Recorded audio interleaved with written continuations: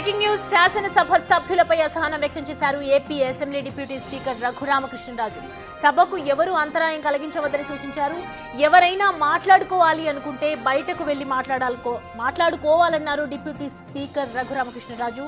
విప్ల సమావేశం ఉంటే సభకు ముందే సమావేశం అయితే బాగుంటుందని సూచించారు. సభను కంట్రోల్ చేసేందుకే విప్పులు అన్నారు రఘురామకృష్ణరాజు. సభ్యులకు మనవి, సైలెన్స్ ప్లీజ్. ఎవరైనా మాట్లాడుకోవాలి తప్పనిసరి అనుకుంటే దయచేసి బయటికి వెళ్ళిపోండి తప్ప సభకి అంతరాయం కలిగించవద్దని చెప్పి అందరికీ వినతి. అర్థం చేసుకోండి దయచేసి. ఈ విధంగా గారు, మీ విప్స్ సమావేశం ఉంటే సభకు ముందే మీరు సమావేశం అయితే మంచిది, కానీ సభను కంట్రోల్ చేయడానికి విప్పులను కంట్రోల్ చేయడం ఇబ్బందిగా ఉంది. సభ్యులకు మనవి, సైలెన్స్ ప్లీజ్.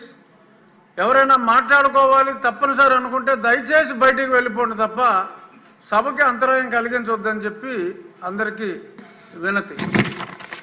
అర్థం చేసుకోండి దయచేసి. ఈ విధంగా గారు, మీ విప్స్ సమావేశం ఉంటే సభకు ముందే మీరు సమావేశం అయితే మంచిది, కానీ సభను కంట్రోల్ చేయడానికి విప్పులను కంట్రోల్ చేయడం